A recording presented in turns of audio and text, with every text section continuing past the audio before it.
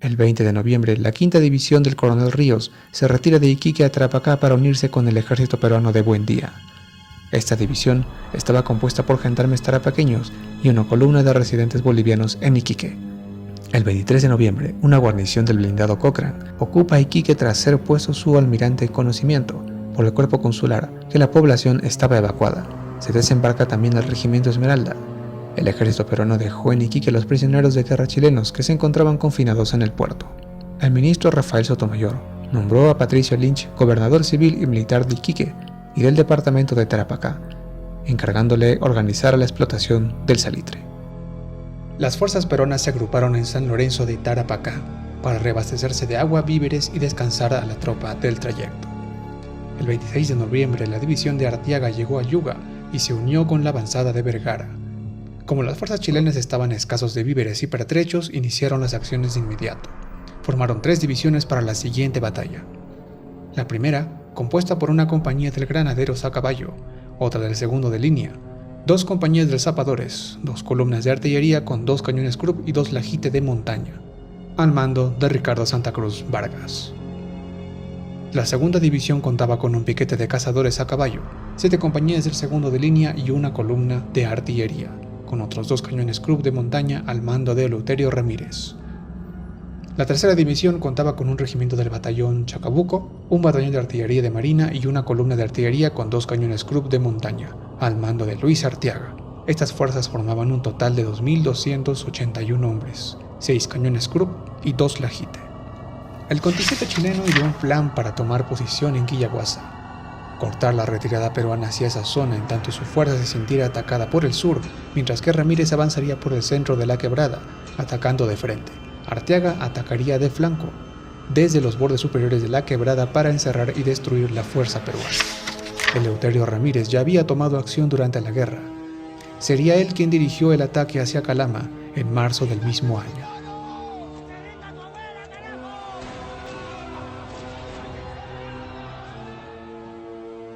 En Tarapacá, cuando llegó al lugar de la contienda, dijo: "Me mandan al matadero". La presunción chilena sobre las fuerzas peruanas era incorrecta, y pese a que los peruanos tuvieron una larga y penosa marcha, habían conseguido un repliegue más organizado. No contaban con caballería ni piezas de artillería, pero sí con una oficialidad de reconocida capacidad, todos al mando del general Buendía, cuyas fuerzas estaban formadas por la primera división, cazadores del Cusco número 5 y cazadores de la Guardia número 7, al mando del coronel Herrera. La cuarta división de vanguardia, compuestos por el batallón Puno número 6 y Lima número 8, al mando del coronel Dávila, con un total de 1.440 hombres en Pachica. Mientras que en Tarapacá se encontraba la segunda división, compuesta por el Cepita número 2, 2 de Mayo y la columna de artilleros, al mando del coronel Cáceres. La sexta división exploradora, con el Ayacucho y provisionales de Lima número 3, al mando del coronel Melchor Federico Bedoya. La quinta división, conformada por el batallón Iquique, las columnas Tarapacá, navales y gendarmes, al mando del coronel Ríos. La tercera división, compuestos por el Ayacucho número 2 y guardias de Arequipa, al mando del coronel Bolognesi, quien pese a estar enfermo con fiebre cumpliría su función entrando en batalla. Las fuerzas peruanas en Tarapacá formaban un total de 3.046 hombres. Santa Cruz emprendió su marcha hacia Quillaguasa enviando como avanzada a la compañía de granaderos. La tropa de Santa Cruz quedó a la vista de los peruanos que notaron su presencia de inmediato. Los oficiales peruanos comprendieron el plan de los atacantes y rápidamente se impartieron las órdenes respectivas para sacar a sus tropas del fondo de la quebrada y llevarlas a lo alto. Cáceres debía escalar con prontitud para desalojar a las fuerzas adversas y cortar a Santa Cruz por la retaguardia. Castañón cerraría el paso a los que intentaran ingresar a la quebrada por el sur, Bolognesi hacia las pendientes del Cerro Tarapacá, el coronel Ríos los pendientes del Cerro Redondo, el coronel Bedoya en la población, donde también quedaba el general Buendía, quien despachó un propio para llamar a las divisiones que estaban en Pachica. El ataque peruano inicia a las 8 de la mañana. El batallón Cepita con Cáceres, seguido del 2 de Mayo, rompieron el fuego por la retaguardia de Santa Cruz a menos de 200 metros.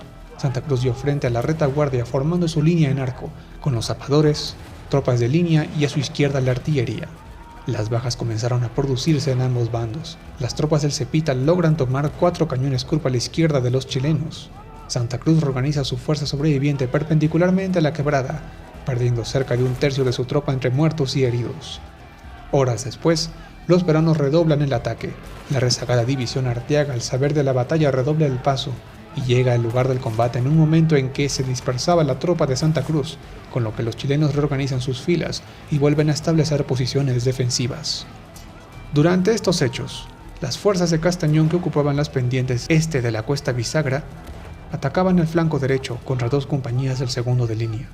La quinta división y el Ayacucho de Bolognesi se enfrentaban a otras 2 compañías chilenas frente al cerro Tarapacá. Las restantes 5 compañías del segundo de línea llegaron al caserío y recibieron un fuego nutrido del Guardias de Arequipa y la división exploradora. Los chilenos entran al pueblo. El avance de Bolognesi provocaba enormes pérdidas, una lucha en que ni peruanos ni chilenos dieron cuartel. El estandarte del segundo de línea fue tomado por el guardia civil Mariano Santos Mateo del batallón Guardias de Arequipa. Al comenzar el retroceso de Ramírez, quedó libre el resto de la quinta división peruana, que fue despachada en refuerzo de Cáceres junto al batallón Iquique y las columnas Loa. Cuando el refuerzo peruano llegaba, se presentó la compañía de granaderos. Se formaron en posición de ataque y cargaron contra los peruanos de Cáceres, que en ese momento empezaban a quedarse sin municiones. Entonces, el batallón Iquique, con Alfonso Ugarte a la cabeza, contuvo la carga con su fuego en escalón retrasado. Ugarte cayó herido en esta acción. El regimiento 2 de Mayo avanzó y tomó otros 2 cañones más, los cuales fueron usados contra los chilenos. A la 1 de la tarde, ambas fuerzas fatigadas suspendieron la lucha para reorganizarse, abastecerse y descansar. La batalla entraba en una segunda fase. Las ambulancias de ambos lados recogían a los heridos y se contabilizaban las bajas. En el lado peruano las cosas eran distintas. Ninguno de los oficiales dejaría escapar una victoria que ya tenían por cierta. Su retirada había sido un repliegue estratégico necesario para rearmarse. En todo este trajín transcurrieron unas 4 horas. Las tropas peruanas necesitaban reorganizar el mando.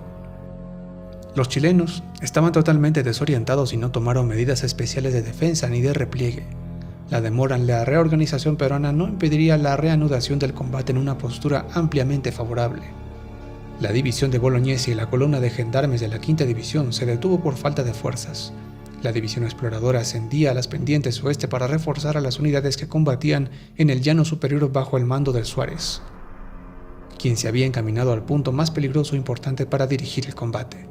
Tanto las fuerzas peruanas como las chilenas habían realizado ataques inconexos, y cada agrupación estaba separada por una gran distancia. Las fuerzas chilenas se encontraban al sur, al sudoeste de Guaraciña y entre San Lorenzo. Las fuerzas peruanas se encontraban en la Pampa Oeste, frente al grueso chileno, entre Bisagra y San Lorenzo frente a Ramírez, y al sudoeste de San Lorenzo, en las alturas. Las tropas peruanas que se encontraban en Pachica llegaron durante la tregua, 1.400 hombres en 4 batallones. Los chilenos alcanzan a advertir la situación y comienzan a ascender por las laderas de la quebrada para no quedar atrapados en el fondo.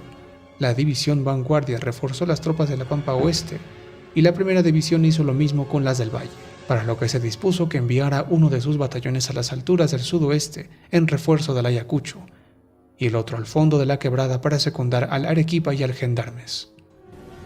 Al llegar a lo alto, se entabla un nuevo combate, con las nuevas características e intensidad que el de la mañana.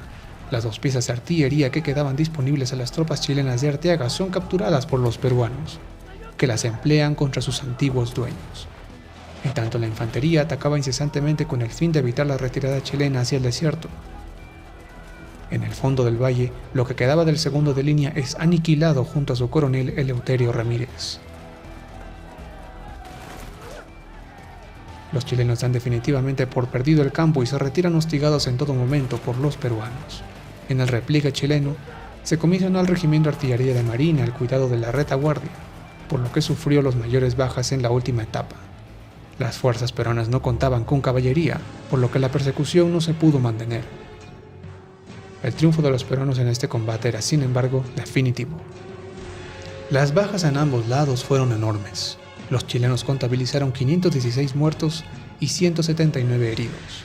Los peruanos dieron en sus partes un total de 236 muertos y 261 heridos. Distinguidos oficiales dejaron la vida en esta acción. Las tropas de Arteaga se replegaron a Negreiros al día siguiente. Ese mismo día las tropas peruanas marchaban a Arica. La derrota chilena de Tarapacá no cambió sus planes de campaña. Ocasionó la renuncia de Vergara a su comisión al ser culpado del desastre, aunque era el que menos responsabilidad tenía. Para el coronel Arteaga fue el fin de su carrera militar. Para los peruanos, la victoria de Tarapacá no cambió su situación. Luego de la batalla, el ejército abandonó el lugar con destino a Arica, junto con toda la población que, huyendo de las represalias, dejó sus hogares. Al llegar a Arica, el general Buendía y el coronel Suárez fueron puestos bajo arresto por el contraalmirante Montero, culpándolos de las derrotas y por haber dejado Tarapacá en manos chilenas. Sin notarlo, el ejército chileno había obtenido el control de Tarapacá, poniendo fin a esta sangrienta campaña militar y dar inicio a otra gran campaña con la finalidad de cortar y ocupar el sur del Perú. Tanto en Chile como en Perú, se conmemora esta batalla en virtud de las acciones de valor y heroísmo que cada país destaca entre los suyos. Una última contienda aconteció el 6 de diciembre de 1879, cuando el escuadrón movilizado francotiradores de vanguardia de la Quinta División, al mando de Rufino Carrasco, se enfrentaron a una pequeña patrulla del batallón Granaderos a Caballo en Tambillo, San Pedro de Atacama. La intención de Carrasco era animar a las fuerzas bolivianas de recuperar el litoral, desobedeciendo las órdenes de sus superiores. Esta acción le costó a Carrasco la destitución de su cargo como coronel y su escuadrón. El último intento por recuperar el litoral boliviano se había perdido. Ya está disponible en venta el monitor Huáscar y la fragata Cochrane en 3D, versiones para imprimir y edición digital, que encontrarás en la plataforma 3D Export. Si te gustó este video, dale a like y comparte este material. Suscríbete a este canal para ver más videos así. Muchísimas gracias, hasta el próximo video.